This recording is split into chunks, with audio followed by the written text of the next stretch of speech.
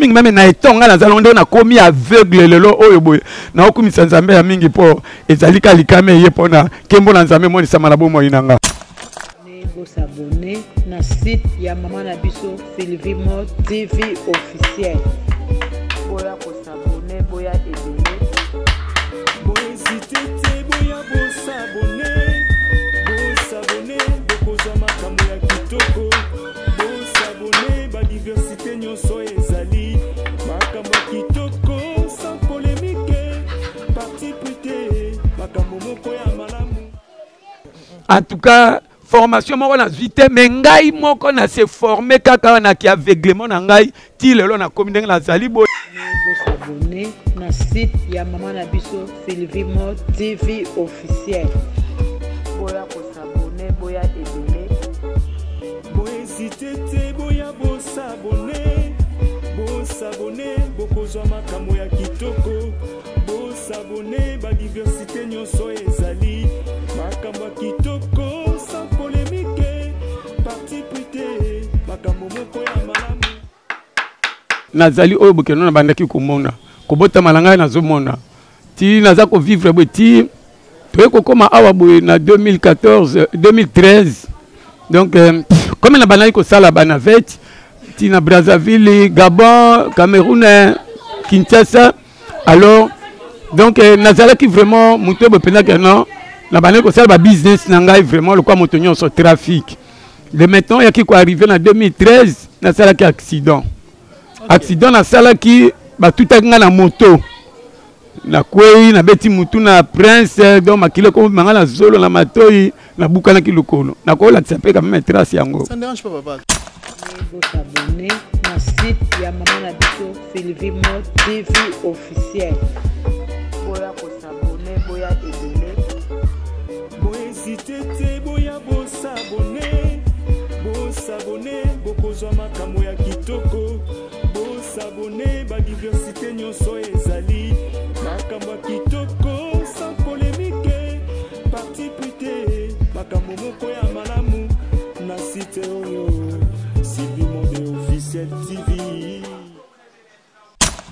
Na kei na bundi beti ba ko opérer ngai balongolinga mabende 2016 to kotaki en tout cas na komai komona un peu flou. Na mona flou na zo mona sous bien terre donc na komi pour na tambola il faut ka ba simba ngai donc na quoi la place libulu exactement na ngai na mona lo kwa libulu na sauter ka ndengwana na tambola ki pe quand même ba bisiko bo pe ke na kokai ko zwa lobi ko to pe ke na ndenge nini batala bayeba en tout cas to bunda ke simba kité na ko zonga 2017 na ko zonga la mboka awa na Kinshasa tango na ye awa boye en tout cas to tamboli pe moi bisika po ke non na zwa lobi ko pona mona bien. Alors, donc, on a lissu bien té, on a lissu bien té. De wana, na komaki en tout cas, na ki koloba penza ke non. Soki mistange ko kufa, so ezaba to amokili. Nzamba za lokumu. Soki pe misu na ngai e na komona nzamba za lokumu, mais na yebi ke non, misu na ngai so ko kufa ezapo na kembo na nzambe.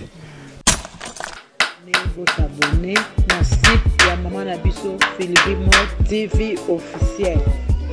Boya ko boya ebele. Boya zitete boya bo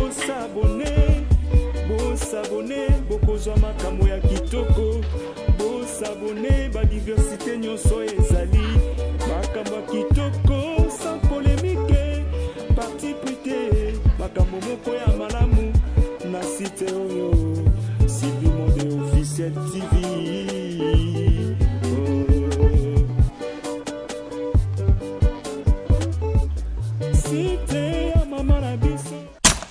Même na etonga na zalonde na komi aveugle lelo oyo boye na okumisa nzambe ya mingi po ezalika likame ye pona kembo na nzambe moni sama na bomo inanga. Papa Jean Kouta zana mayele ya kolekata biso bato zana miso ata na ndako ngaku na mutu na mona kana koyebe sika tongeza te me yende ayebe sika tongeza yende ngazabu ata kati suki na ye aboma ka gilet na ye. Sylvie yaka Sylvie nana tonya wana posa bolingo Amerike balobinga no tobeta tour na planète Vénus Mars et Jupiter Ousmane bamama batata bandeko bana mikolo pe baleki boyi bakete wana site ya sika to wana site na biso ya sika na kombo ya Sylvie Mode TV officiel bubuka na te boya ebele ngaja na sina s'abonner.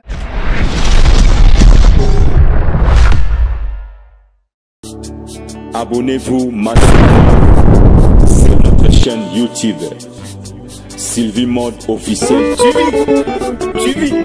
Site ya Maman na biso Sylvie Lokeba bolingo ya bandikape. Abonnez-vous na site oyo Sylvie Mode officiel TV. Sylvie Mode officiel TV. Boya s'abonner na officiel TV Mode Sylvie TV. S'abonner na site ya Maman na biso Sylvie Mode TV officiel. Boya s'abonner boya ebele. Boya hésiter boya s'abonner bokozwa makambo ya kitoko. S'abonner ba diversité nyonso ezali makambo ya kitoko sans polémique parti prité makambo moko ya malamu na site oyo Sylvie Mode officiel TV.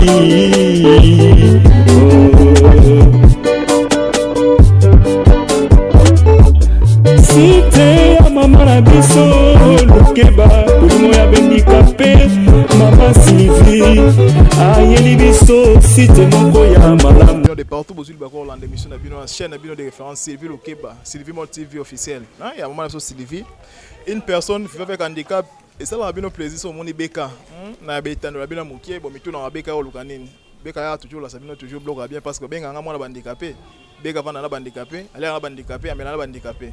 Oui, bon, déjà. Alors, on a 4 centres à Mouchi. Dernièrement, on a un centre à Funa, on a une salle d'émission, maman a biso, maman a biso Caro. Mon ami maman Caro. Maman Caro, c'est une personne avec un handicap. Il y a beaucoup de bongo. Ça, ma côté, ma coloté, ma zakara bongo. Donc, tu peux dire que tu as émission, maman les gars, tu es qui toko. Tu as émission, maman Françoise, à ça la Kwanga. Tu as qui on béga mikolo, elle est émission, bah tu ça toujours activité là, oui. Pour faire voir que les handicapés, c'est une personne normale comme vous. Peut-être dans un handicap, quelqu'un qui met, oh yo salaka, il n'y a pas que ça là. Des handicapés sont des handicaps peut-être. Il y a les beaucoup qui à moutou, mais leur tête fonctionne. Les beaux mitouna et comme ça bien noté, émission de émission un peu moins, c'est une émission vraiment extraordinaire, je peux dire. Pourquoi je dis extraordinaire parce que ça émission c'est la première fois tout ça l'émission à Marc Boy. Tout ça l'émission avec notre papa, une personne qui fait avec handicap. Elle s'appelle Papa Jean. Papa Jean a un handicap et a mis ou bien aveugle. Mais au bout de découvrir Papa Jean ça là en tout cas ming boka moi pe ming bokolé là. Na senga la bino s'abonner la chaîne bino Maman Sylvie, bo aider Maman Sylvie na ba m'sabonner sur la longité bo continuer ko aider Maman Sylvie. Bo tsaye maboko, bo tsaye vraiment maboko ça là bien. Ya bino aime de serviteur ben ko la marche toujours là, BK triple option, BK cameraman, BK journaliste, BK réalisateur, BK monteur. J'ai fait tout ça à la fois parce que na tangeli yango. On sait que l'ingénieur n'a pas assez quoi là, au fond de la caméra pour battre la invité à biso ya kolani. S'abonner na site ya Maman na biso Sylvie Mode TV officiel. Boya s'abonner, boya ebele. Boya hésiter, boya s'abonner, bokozwa makambo ya kitoko. S'abonner, ba diversité nyonso ezali makambo kitoko sans polémique parti prité makambo moko ya malamu na site oyo Sylvie Mode officiel TV.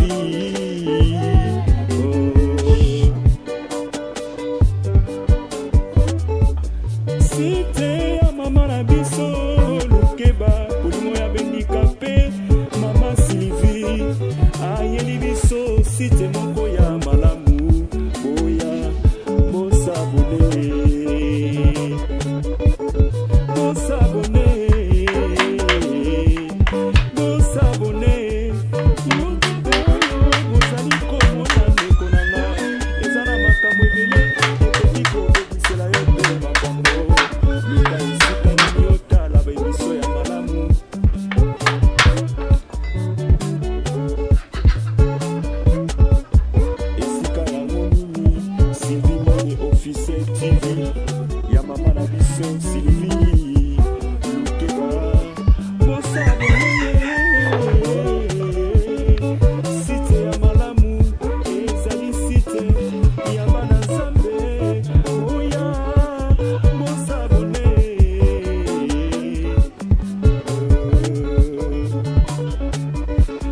ya bana nzambe. Oh, bosabone, bosabone, Sylvie Mode Office. Et voilà, merci à mon ingénieur Manassé derrière la caméra. Nous avons fait biso et Nabiso, notre invité de ce jour. Il s'appelle très bien Papa Jean. Pour beaucoup plus d'éclaircissement, il m'a encore se présenter. Bon, nous tous dans la télé, Papa Nabiso Jean. Dans la télé, en tout cas. Et ça, a plaisir, ma casse, dans la émission, tout le monde handicapé. Dans la émission, on va tenir soir. Dans l'émission, on a comédien, on a joueur, on a artiste musicien, mais on est vraiment très à l'aise. Si on a papa, on a handicapé, on a handicapé. Pourquoi? Parce que notre chaîne slogan, c'est vivre avec handicap. Le biso vivre avec handicapé, tout le monde handicapé. D'ailleurs, bon, on a mingi. Et moi, tout ça, l'émission, et l'oubou est handicapé. Vous voyez, le programme est handicapé parce qu'handicapé, l'ambake, Wenze, tout le ensemble, ça l'a vraiment bien. Tout ça, on a biso. Na Katia, plateau Nabiso, Papa Jean, bonjour papa. Bonjour, monsieur le journaliste. Bonne santé papa. Nous avons bien engolé en Zambie. Nous avons bien engolé en Zambie. Ok. En tout cas, ça Nabiso plaisir parce que ça fait presque une année complète depuis ma camboya Nabiso, ma kwakala tubanda goya, ça fait vraiment longtemps. Bonne évolution ma cambo, bonne libota. Vraiment, en tout cas, libota pena par la grâce de Dieu tout va bien.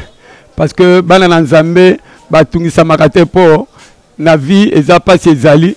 Alors natangwa pas to kumisa nzambe natangwa bisengo pe to kumisa ka nzambe natangwa pas to kumisa nzambe natangwa bisengo to kumisa nzambe to kusepela makasi parce que notre papa za mosela nzambe pe hein auto yamba za mosela nzambe to beta masolongo nyonso to beta courant mission na biso lelo bokoyeba papa Jean lelo to yekoluka yo to na kati ya télé na yo se présenter dites-nous un peu papa Jean oui ngana lobaki c'est une personne avec handicap mais na ba bazolanda yo o se présenter complet ba yeba papa Jean il est qui au juste.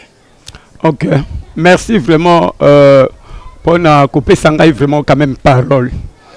Premièrement, nous Nazali Papa Jean, na bengami na komo ya Papa Jean Molumbe Mambasa Jean fidèle. Nazali moi na Lisala, na botami na Lisala, na botami le 4 juillet 2060 donc na Lisala. Ok. 1960. J'avais déjà compris. Merci papa. Et papa tu es na awa to munyo za na kati ya atelier donc na musala na profession na yo. Vous êtes menuisier, je peux dire. C'est tout à fait. Vous êtes menuisier. Bien sûr papa to beta masolon sima to mission les na des to kabona des tranches de bosso za auto solo là via papa Jean qui est papa Jean et mi bel to e ba musala salara pe to tika autant au travail. Papa je le to ko luka contenu demande ya batebele na chaîne biso civil luka ba bolingo handicapé. Ngala za mona bilo handicapé, on m'appelle Belon Kola Mabeka, souvent tout travail na bande comme chose ba Rodrigue Guzito na Jean-Pierre l'ambassadeur, on va mon empêchement ya on mona e. Leso na awa mingi batu na ba handicapé ba difficulté bazala na ngomelinga minga bato banda, question mo un peu primordial. Comment est-ce que notre papa est devenu handicapé? Et là, on est ça qui n'est pas comme handicapé. On me connaît biso lisolona na ba oba biso me ko yeba. Ok, merci pour la parole.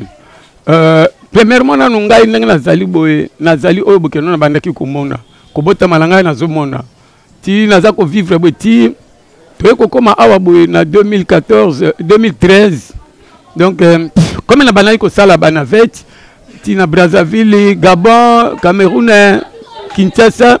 Alors, donc, Nazala qui vraiment, monté que non, la banane que ça, le business n'engaille vraiment le quoi montonnion sur trafic.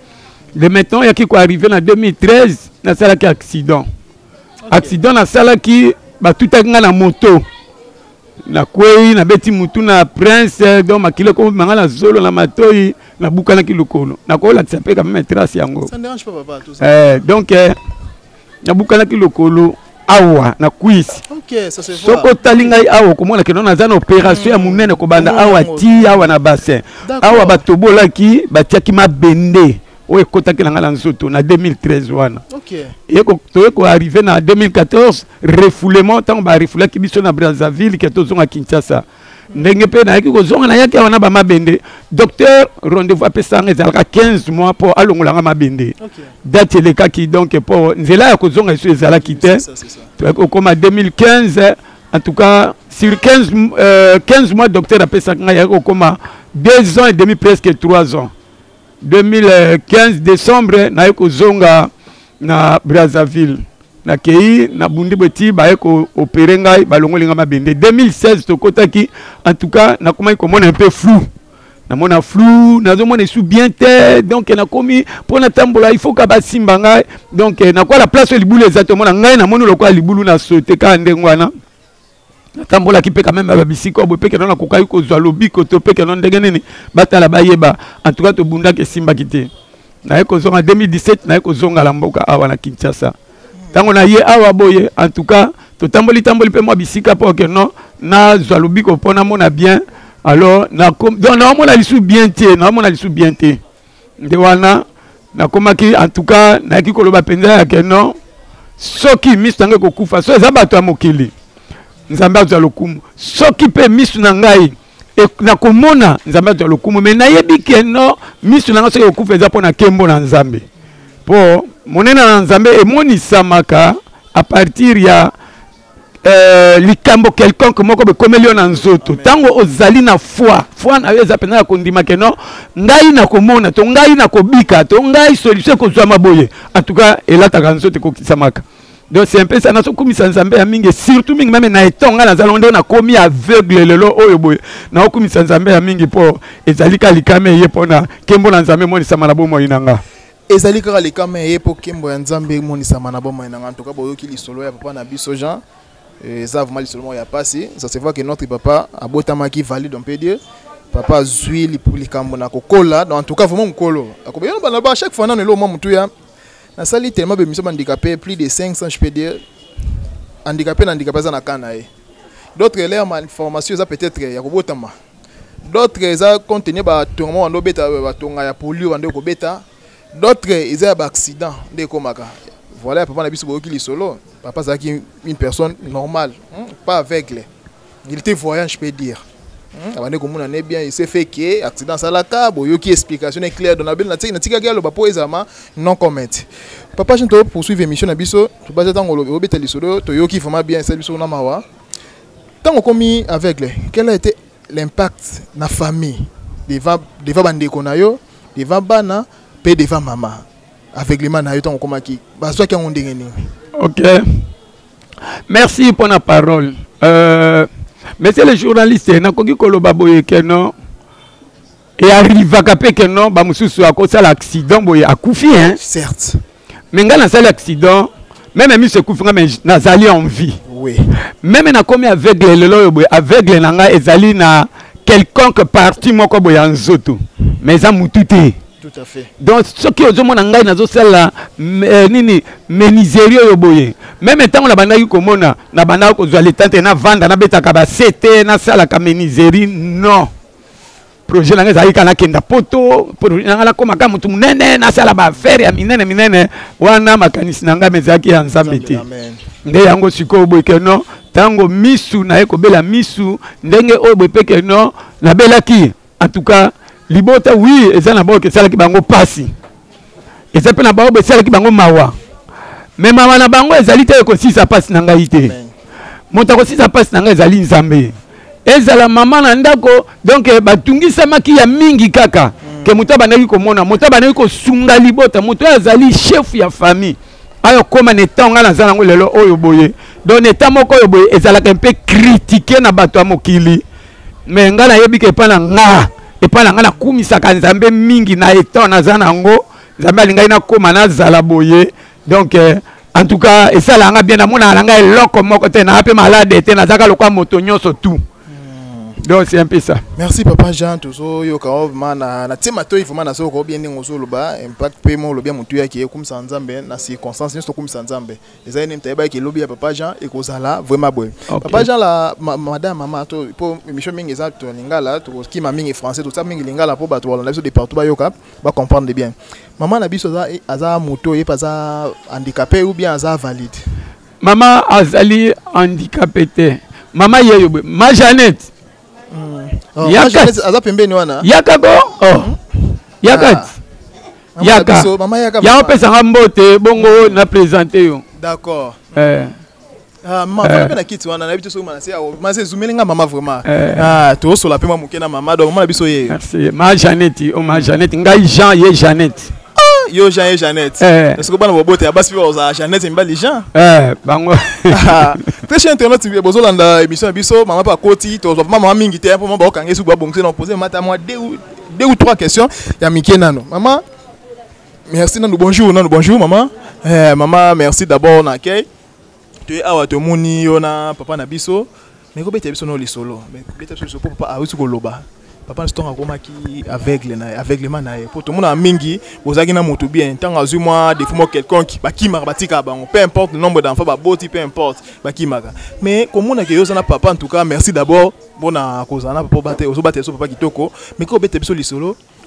Ozo ke ngonde na mutema tant pas comme kana problème ya miss non voya. Pour comme tu que miss ne mute répondre parce que mutu oui, la tête peut fonctionner parce que ngaba vrai handicapé et c'est lui qui est dépourvu. Mutu est ça la tête, on est handicapé. Mais le quoi d'un mutu peut ça là c'est bien bon mais du fait que miss monde a sauté.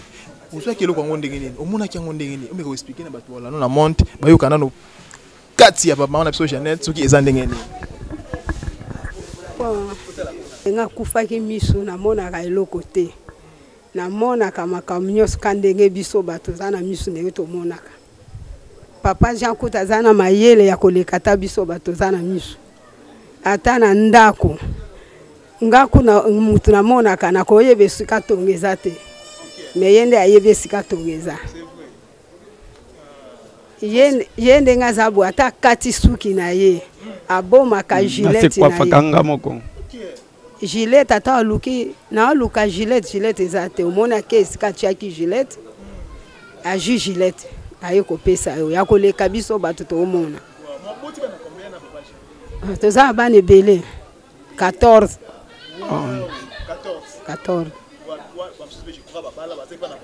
ba keke fana bango ba panzani mama conseil no pesa na oba zola na yo kuna oyo bazar la couple yo peut-être mobile to moi c'est avec yo la pakabwana pesa ba conseil na chien na masi en tout cas na pesa bandeko nanga o babala bendikapé na pesa bino conseil en tout cas na vie ya moto papa soka za handicapé azangi maboko azangi makolo azanet mutu nyoso aza mobali na yo eloko moko elekite na mutu azana makolo eloko moko elekite aveugle na mutu azomona baza kaka ndenge moko bango kutu baza na mayele ya koleka biso bato zana miso tala papa Jean azosala bibonga azosala bakiti bibonga yango yo papa Jean mutu asala bibonga akena otamisa pe ayaka pe na mwa biloko pe tozo vivre na ndako na bana na libota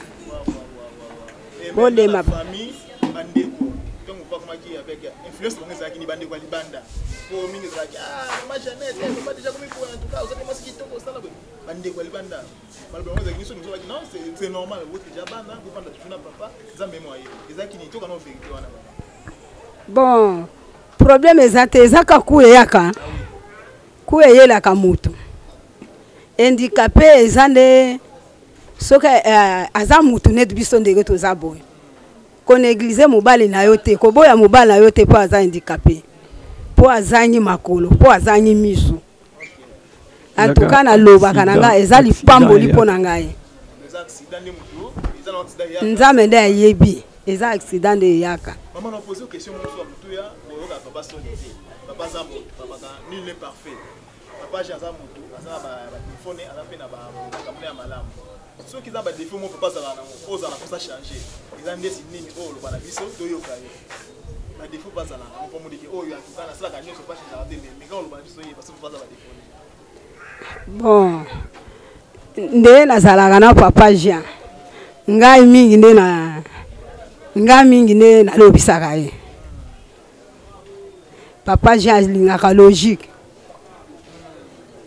logique makasi papa Jean alingaka losamo makasi alingaka lokuta te alingaka nde lokuta te alingaka nde bosemo mais babiki mutu ça m'a béni pas malamu mabeni kasi omula na papa oya te amike mike ngale parti a changer et to ibona bon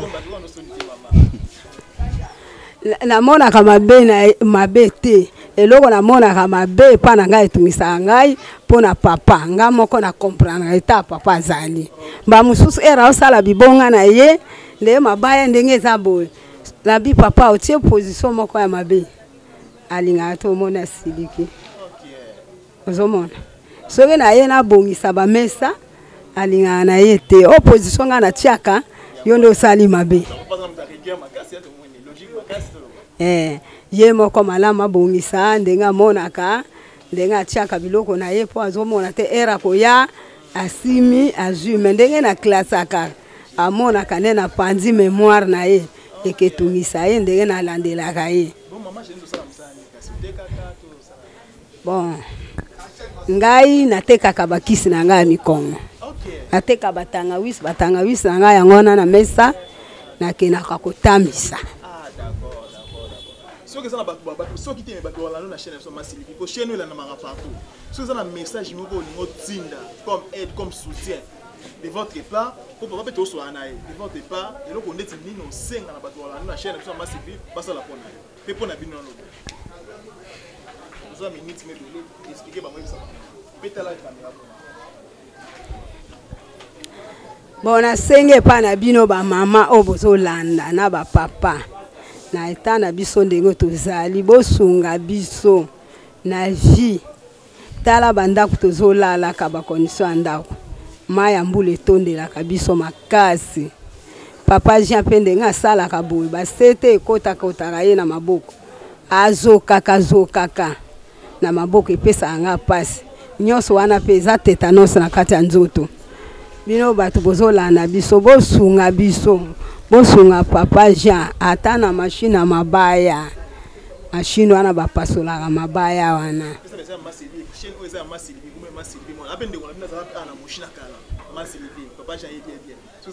Sylvie Lukwebo Lukeba bon ma Sylvie na osenge pa na yo tala ka ba condition na biso nde toza na centre nde to vivre nango nzala bandake kufa maya mbula papa Jean alalaka te biso bendikape nyonso atozolala te pasi soko tali biso pasi na mawa pasi tala betaba papa baza nango maya mbula soki etoni ana kati ya lupango oyokeli biso baninga na mawa bapapa baza handicapé makolo eza te bamisusu maboko eza te bamisusu miso eza te tozotiola na maya mbula baoya osunga biso eloko nasengi nde epai na biso na bakondition na biso nzala ma Sylvie nzala bosunga biso awa. Merci beaucoup maman au continuer message na biso tout cas tout continuer message na papa.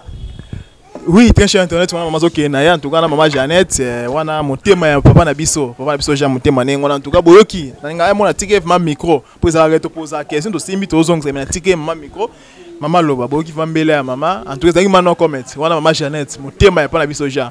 Merci maman place ozali continuer musala na auto pour suivre émission na biso na papa na biso Jean papa Jean en tout cas to moni maman en tout cas kitoko maman kitoko et ça lui biso vraiment plaisir mais n'habite papa Jean tout ça non clair papa Jean nous luke no wapi yo kombo Jean maman biso Jeannette papa oduko luke musi kitoko boy. Merci. Au moins makambo c'est ça les maka ils avaient déjà plein Nzambe ils avaient plein Nzambe pe mutakutani saka batu na ndenge nini keno po ko Bible le Bible keno batomi balé so bazana kati ya boyokani te bakovanda place moko te baotambola nzela moko te yango Nzambe ayebaki keno il fallait mombo na ye mosali na ye akutana pena mama oyo boke tango likama eko ya kokomela ngane na komisiko oyo boye aza capable ya ko supporter yango nde yango vraiment oyo pena ke Nzambe asalaka poto kutana pe tozala na maman donc maman Jeannette c'est un peu ça. Merci beaucoup papa toujours poursuivre émission na biso boyoki papa na biso Jean ndenga zolo bantuka kitoko ba question na moi beto sola na papa toujours sola to poser papa exemple ba famille tout monaka comme si ba pesa bandicapé place na société ba ki pa bandicapé te ba dépris ba mépriser bandicapé ba bomba bandicapé ba considérer bango te ba msuku batangisa bango te na ba famille o ba mépriser bandicapé ba déconsidérer bandicapé message ni étant que papa Jean étant que papa na no boti ba nebelé oza na ngoko adresser na ba famille wana. OK, merci vraiment pour la question mutuna ngai boso na kokolo baboye papa omoni ba famille mingi o bokeno ba néglige ka bande kuna bango ba camarade na bango donc ba relation o bokeno akoki ko négocier to collaborer na personne vivant avec un handicap donc ça la erreur grave parce que d'abord il faut que yeba ngo ke omoni biso neti na ba état o biso tozana ngo boye tozala ka mingi basali na Nzambe Deuxièmement, tozalaka mingi na étoile eloko moko ya moto ya onzambe atiaka kati na biso. Nde yango monaka toalaka kombati d'abord depuis na libumu ya mama na yo. Avant bima ndoko yo mona ke no ba mususu soki totali bien ko mona ke no polio. Polio maladie nini okoma ke no moto akoma handicap. Donc et pourtant que tango oyo ke no moto abeli aki azwi tonga biki mais tonga ya pamba ko mona komisi moto paralysé oyo ke no akoma handicapé. Tout wana ezalaka bitumba d'abord ya racine ya famille. Mosisa ya libota nde babanda kobundisa moto dena kati ya libumu mosusu kobota mazobota mabakufi mosusu po komona peke no abota miboye me kokola na eba problème po neti ngabo nabundisa ma ya mingi tala oyo loboko kobuka na mutuke baluka donc vraiment ba fille ba nini ezalaka kata mutuka wana so efina ka peka nde na kufa mais nzambe ya protéger ngai ngo nazali en vie. Awa bwe kala mingi te ba uto betanga mbasu na aveuglement yo betala mbasu o ba beti ngai na kote peut mais belé à deux reprises tala oyo musu mbasu oyo 7 ans pota ya mbasu de 2002 jusqu'à 2009 7 ans donc 7 ans penza on a sali na pota mbasu yo bwe mais sili wapika na prière et ça tena keite ko na kenda batia biloko bokoko o batia boye o entela ya soigner boye yenda za makasi na mbasu non nazolo ba devant Nzambe de témoin na ngeza Nzambe o boke no mama kutu ya loba ke no papa na yebi moto moko boku na soigner kana bokoko to kenda bobo ngabi mama na koki ko sangisa Nzambe na ba idolatrité donc jamais na zan foi na ngako ndimonga na zana ngo ete Nzambe akobikisa nga na kobika na kombo na Yesu. Au moins soki na kokufa na mbaso yo, au moins na kufa na Yesu pona sekwa na ye. Mais jamais na koko pourtant na kei na kepa nganga. Déjà na associé nganga sikobe Nzambe akolashenga. Donc ya kozala ou bien nganga kozala facilité ko atteindre nga. Donc yango sikobe ke non en tout cas bitumbo na bunda ke na longa ki yango. Nde yango bandeko na ozonga fima ko lobana bino boye ke no ndeko non soka azali handicapé. Donc azali handicapé quelqu'un na parti en soto moko boye. Kotika ete ko négliger ete. Azaka moto bisolo ko abatu nyonso ndenge to zali boye. Po un jour pe yo poko ozala pe ke no ozamo bimba boye. Un jour accident na mutuka pe boye obukani makolo. Okola peke no lem super accident boy yo lem muso okufi me handicapé atikali to sointe yango teke komela yo te sale matin malamu yo zala mobimba po osunga kabiso ba aveugle osunga pe ba handicapé atako pousser bango ba vélo en tout cas ko za malamu mingi pona bande ko na biso ke no botika biso te bo salisa kabiso bo zala pembeni na biso pour que tozalika toujours biso tu bana na Nzambe libota na Nzambe tozalika kabiso nso bana Nzambe libota na Nzambe toka merci papa na biso jana c'est vraiment ming pour ba vraiment malamu soki na cette émission na tozalaka vraiment à l'aise pour ba malamu pour édifier bana na Nzambe chaque fois tout monde zo loba ko tsamé comme Nzambe on sait pas papa za berger papa za pasteur papa apôtre toi évangéliste pour chaque fois tout ça la émission na comme Nzambe da vraiment beaucoup cité. Vous êtes qui papa? Merci. Nazali serviteur Dieu, ngai nazali évangéliste. Ok, ok, ah d'accord. Évangéliste, vous en avez place pour partager. On a bandé gros sambelaka ou bien na centre ou quelque part. Bon, awa boye église, oya pasteur, révérend pasteur Kim, oya tonga ki yango pona biso. D'accord. Ba premier missionnaire na 2004. Ok. Donc tant église tonga maki biso ne batu ba premier promotionnaire ba missionnaire autobima ki na église yo ko évangéliser donc na ki dirigeant choral. Naebi ko partager ba voix bana ko yembisa chorale et puis naebi ko prêcher parole de Dieu. En tout cas, c'est un peu ça. Merci beaucoup papa Boyoki naza devant moi en face d'un évangéliste. Pour chaque fois tout ça on a papa en tout cas édifier biso terre biso après ça vraiment message mo frappé na suka ya émission biso yoka papa au suka dans l'osambo pour émission chaque fois tout ça on a papa suka toujours dans l'osambo. Oui, très cher internet, on est là première partie émission na biso to qu'est-ce qu'on a deuxième partie émission tout ça na télé papa na biso Jean Bozo mon papa. N'habité hein.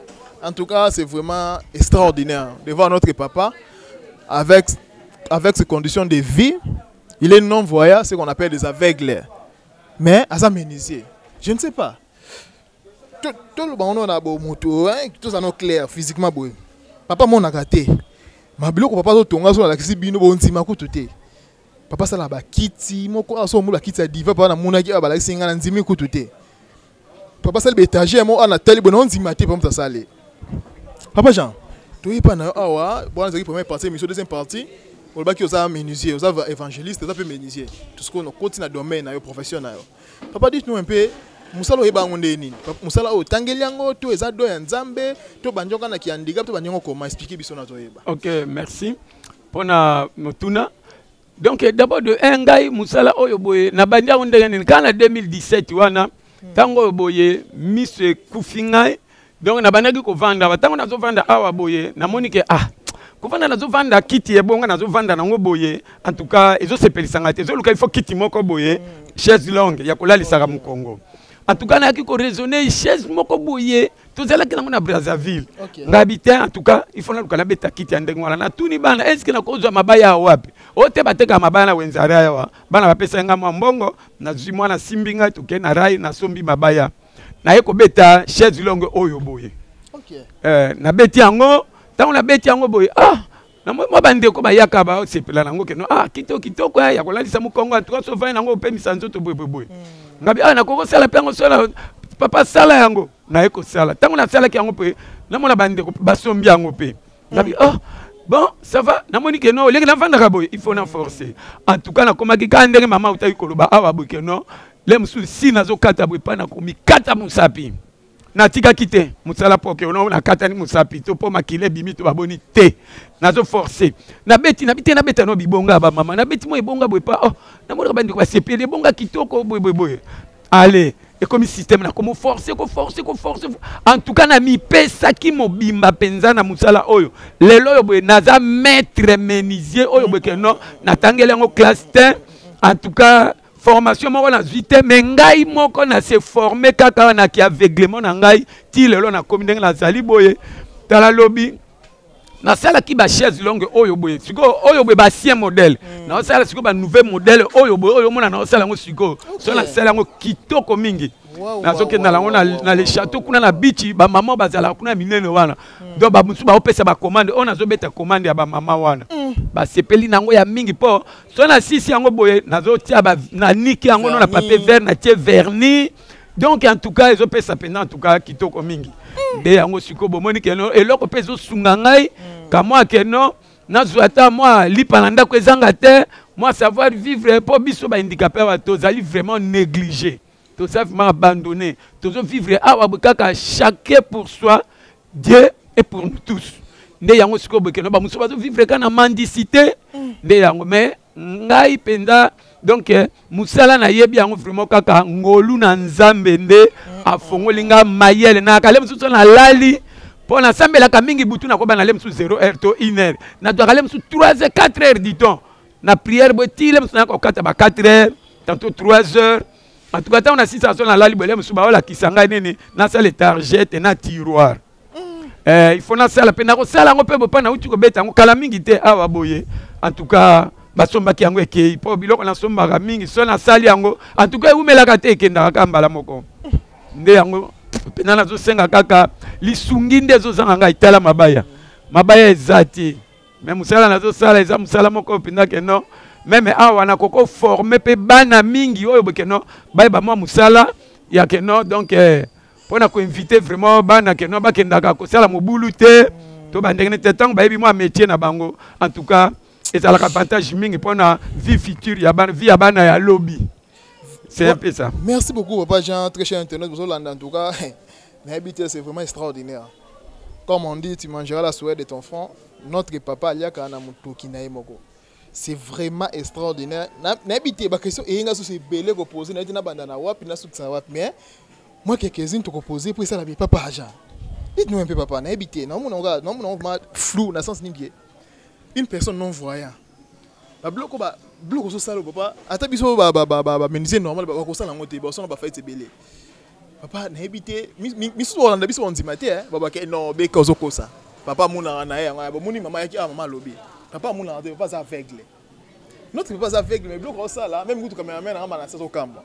Papa, je sais que tu as été pendant difficulté mais quels sont d'abord les outils que tu travailles avec pour réaliser le bloc qui toko au papa parce que aux aveugles peut-être avec des équipements on peut dire que oui équipement au dasso que sur côté les mabo et sur nombre boy so sali boy et ça la boy mais papa toi na mabo to moni équipement malongate to moni ka marteau si tu habité dites-nous un peu avant comment on va demander ba aide boy ba to sali to ça ba question poser mais dites-nous un peu des équipements au sala on sala pour tout monde a bloc qui te représenter biso boy. Merci. En tout cas, biloko penda ya kitoko na zana ngo penza ezati. Nazo travailler kaka na marteau yango yo. Et puis nasi yango yo. Awe bwe kaka ba sete ba papier vert pona ko nika ba nini ba verniser na somba ka vernis na somba pona ko verniser ba nini pona ko harmoniser vraiment pas au que non et attirer quand même bateau. Donc c'est un peu ça, ndenge na sala kaka yango kana mwa biloko yo. En tout cas pour moi papa félicitations. Merci. Vraiment, félicitations. Merci. Vous êtes vraiment une personne oyo esengi totia maboko ebele. Très cher internet pour l'andabiso de partout na bi que chaîne biso vraiment suivi à maman civile Lukeba. Preuve la puis dernièrement tu regardes la centre na biso moshi awa. Na ba station hygiénique ba na problème tout ça les monsieur mon kala to lobela vraiment. Peut tout monde ba konti ba kita ba tala ngo maman civile sans que no beka émission tala magi même maman Irène Samo son excellence Bambote ba tala ki émission musala misala ki oye ko sala misala maki. Bozé beli bolanda biso ebele ba ko mika ma ba mi tuna ba question. Notre papa il est bel et bien non voyant ou pas il est non voyant notre papa. Papa azam sala sala en tout cas émission so botalon so bokangi mutema en tout cas no benga melo boza bandoki émission qui tourne so botalon bokangi mutema bandoki et ça quand nzambe pona s'attendait que no yana munda papa lui na sani émission pe na télé na so na boya quand nzambe na tinda raba na parce que ngamo pe santé so déranger boye bien stomach so déranger ngamo ba grave mais na forcer na ah pona sala quand même ça na ngai papa so travailler papa et mon kaza ba condition moko donc déplorable ba difficulté eza énorme ngana lo bangote oui ngamo na muni ba condition pour travailler mais na olinga yemoko papa avant na pesa maloba ngana ba accélérer mo so moto ya ba maman na biso de partout aux allées oui ba papa na biso ba mbongo bino to bigembo na bino za mingi bokena ba musicien o abeta ki concert en tant que comboter plus ça moto to sala wa boké bozo lier ça oui ko kabya mabete mais ta la meilleure place pour investir yango asuko investir ba nzambe ya likolo kolela ba papa oyo nzambe osalo quelque chose naza ba témoignage tellement belé témoignage maman na ngai Godin Tsumbo maman mbote place aux allées maman na bilo mo ga beka nga na sala ba œuvre de charité ça ba œuvre de charité nazaki hospitalisé na mozaki entre la vie et la mort mais na yoki kati na ngai donc ba docteur ba ke oyo esili pona ye na na koma mais nzamba zongi nzamba biso na zongi ça compte ba bien o sala bolam o sala pa batu ko ganga na ba onde seli ko zonga asa témoignage mon vivant maman na Godin Tsumbo place ba mbote ne belé hein ko ndé toujours ba œuvre de charité na malam maman Emilia na Canada yokuti na belate maman na ba œuvre de charité au sala en Afrique mobimba yo za en Afrique donc aux vraiment partout wana za maman na ngai na Canada sur l'année n'importe quelle heure 1h 2h 3h 4h non so na maman na ngai maman merci sur ça la maman meilleure place pour investir pe yango maman jo ko yakin po na biki la mitenza biso sungu yaka jo ko yakin ngamo na ozwa la voiture no to yeti awa oyo tala papa na ngai Jean oyo na télé na ye maman yo vraiment maman na lobby falloir il faut soutenir papa na ngai Jean il faut vraiment papi aimer les chanceliers na Belgique papa soutenir papa na ngai Jean griffe plus griffe égale original papa love Lucien na monter maman Monique soutenir papa na ngai Jean maman na biso makwaka la ukolo bate wana za mutu papa na biso Jean soutenir papa maman Sylvie na alba maman Sylvie aza comme miroir maman Sylvie la kisi mutu na monde oh da sali maman la kisi ko bino ndebo me ko soutenir pour papa na ngai œuvre et qui de l'avant vous êtes tellement nombreux hein vous êtes tellement maman Elodie la maintenance maman Brigitte Manza Anne Marie Mbanza famille Mbanza mobimba beaucoup continuer ko soutenir papa na pesa maloba yemo ko meko loba sikoyo o expliquer biso ba outil l'hôtel ngo o meko ba difficulté okutana ngo pe o senga na bato ba na biso à travers chaîne Sylvie Lukeba ce qui nini oza na posa basa lipa na yo na pesa yo maloba en tout cas vraiment merci mingena nous MK vraiment koloba hein pardon Beka vraiment na chaîne o ndenge yo yependa ke non o ya ko partager vraiment ma solo na biso en tout cas ezali malamu mingi pour que non mokili pe ba mona baye ba difficulté ni no biso tozali na yango merci mingi surtout na senga na pena ke nzambe abatela no mama Sylvie Lukeba parce que à partir aye initiative na yende yango bezo sala po biso mokile mona to yeye ba difficulté na biso siko loko ngala zolo ba ezali boye ke non ngai nenge nazali boye nazali oyo boye ke non ezaka teke na suki kaka na menizerité nazali wa cordonnerie na salaka c'est vrai na tongaka ba mapapa donc na change jamais ba semelle penda ke non na semelle mobimba ya mapapa na salaka na tonga mapapa na kata quand même suki ya moto ngai moko na ndenge nazali boye donc nazali penda ke non na mo ba métier mingi wana obo penda ke non nzambe vraiment apesa kati na ngai donc nyo tozo sali mangolu na ye mais eloko naza ko senga ezali boye difficulté mingi ezana ngai pona outil tala boye vraiment tala boye kana ba sete ba papier vert donc et puis na moi ba tournevis moi ba si pour na kaka ko palola ka moi ba nini mais biloko ya mingi penza ba matériaux penza o ya outillage vraiment ya menuiserie eza na ngai te. En tout cas bandeko ya bolingo na Nzambe bandeko o Nzambe atombola o ya pambola boyeba ke bozwi na bino ekozala na valeur tango oyo boyepeka na bozosunga bato ya pasi tango bozosunga bato ya pasi nde Nzambe atalaka oyo ozosala Nzambe mpe akotombola lisu ya mingi par rapport na ndenge yo ozaleli wana bosunga biso vraiment ya mingi parce que nde nazali boye so machine oyo boye kataka mabaya ezali awa donc ou bien ba outil mususu ya mike mike oyo boye pendaka ke non donc libaya au lieu que na bundalaka na siko kata boye twa mbala moko ekatani en tout cas vraiment ekozala pe bien mais osunga ngai ya mingi vraiment po awa boye il faut to encadrer bana c'est ça to encadrer bana po na vie ya lobi po bana oyo bango nde bakosunga biso bango nde ba retraite na biso mais tango oyo bokeno vraiment moto ko soutenir biso azate bana oyo ozomona teke bana sikobo nde bakozala éparpiller ba bano keno sala makambo oyo bakokai ko sala te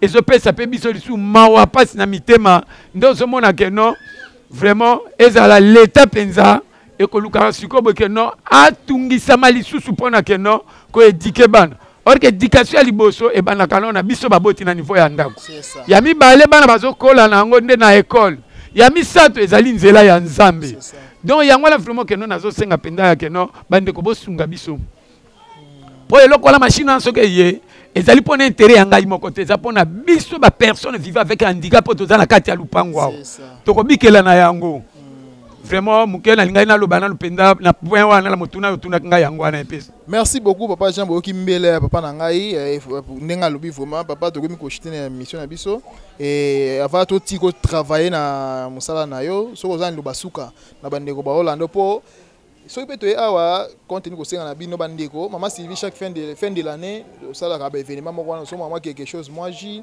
moi Will moi so moi loso to lia ba ndeko handicapé voilà pourquoi notre slogan est vivre avec handicap bino ba Holanda biso boza de partout en tout cas on senga ba aide na bino bo soutenir maman Sylvie na $1 na yo na $10 na yo na $100 na $50 na $20 na yo pour que to réaliser élément wana so la chaque fin de l'année to zang sa ngotie do mais comment vraiment habitude to zang sa ngotie vraiment to lia na ba ndeko handicapé bo aider maman Sylvie bo soutenir maman Sylvie les amis de maman Sylvie Keba boni handicapé groupe de soutien à Maman Sylvie Lukeba bo soutenir Damaris moi ça mbiji moi la Maman Sylvie ça m'a pe maboko et go ça lave bien papa nanga Jean to comme na suka émission na biso to pe na Simon na papa nanga pe musu to vania Simon bonjour papa ah merci papa et pe comment nani comment nanga bo fando Jean-Claude papa Jean-Claude Jean Jandoï sur son papa merci beaucoup papa tout le monde na carte centre ah bo vana na papa na biso so que ça moi liloba moko comme témoignage au PS na pas na biso Jean ezani non eloko ekamusaka ngai po na kati na tambola nga botama na Kisangani na koli na Kisangani na saliba makamulanga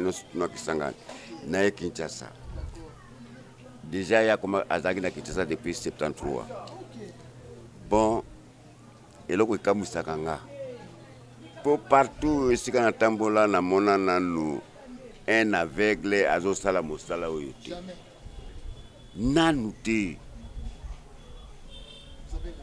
même tango ya zo bana mosana et tout mon angora bia tapita osala ba aventure puisque tango za azomona ya bango babatu bino boza batu ba sape ba sapato ya kitoko ba nini azo sokipe kutuna nini wana te metala kilelo akufimiso a raisonner sikoyo ngai na kwa cadre famille ndenge nini maelo ekosala ezosalisa ye bien ezosalisa ye ata asombi voiture te asombi lopango te mais ezosunga ye na bana na ye moi elamba kofuta minerval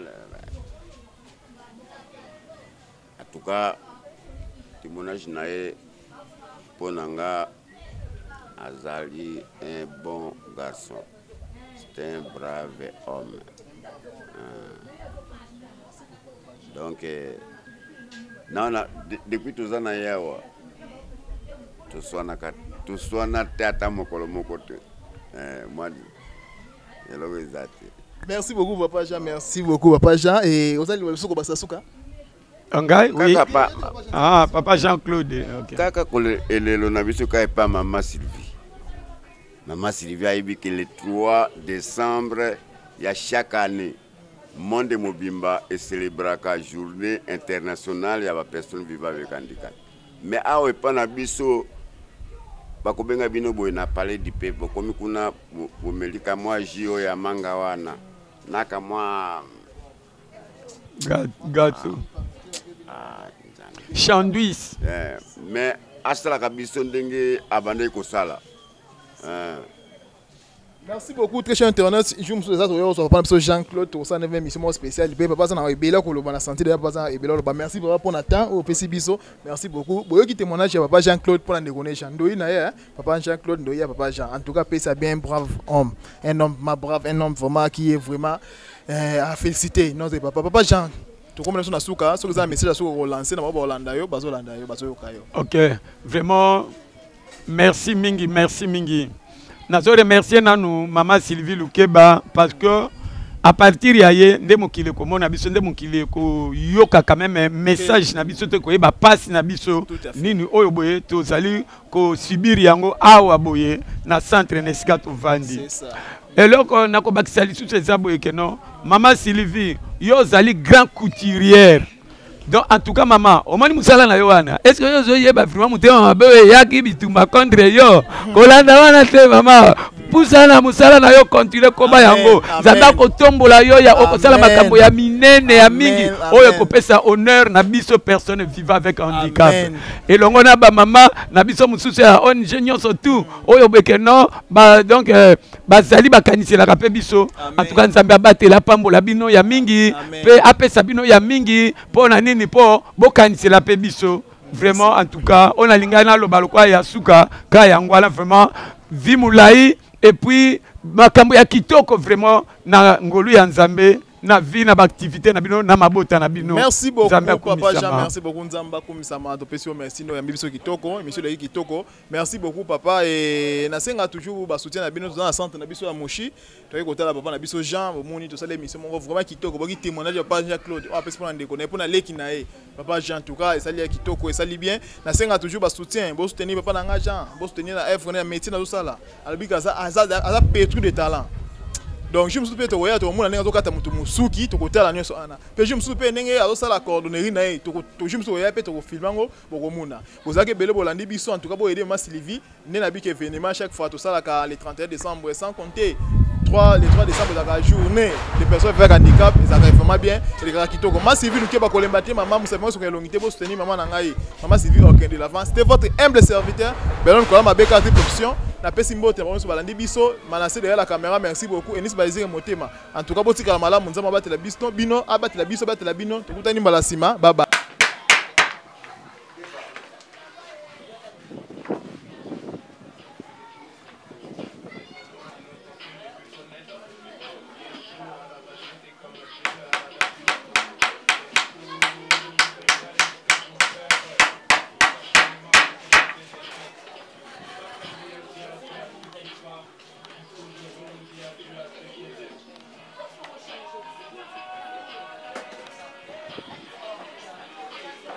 Sylvie Modé, officiel TV.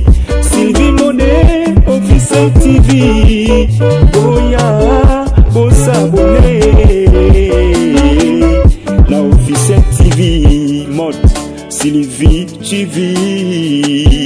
Bossa bonnet. Na site ya maman na biso Sylvie Mode TV officiel. Boya bossa bonnet, boya ebele. Bohésitez, boya bosabone, bokozwa makambo ya kitoko, bosabone, ba diversité nyonso ezali, makambo ya kitoko, sans polémique, parti prité, makambo moko ya malamu, na site oyo, Sylvie Modé officiel TV.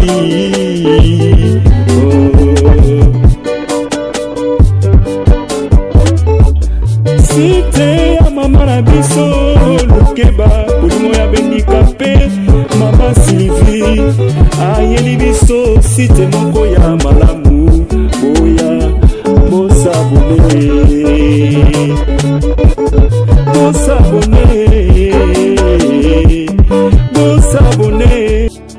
abonnez-vous maintenant sur notre chaîne YouTube. Sylvie Mode officiel TV. Site ya Maman na biso Sylvie Lokeba. Bolingo ya handicapé. Abonnez-vous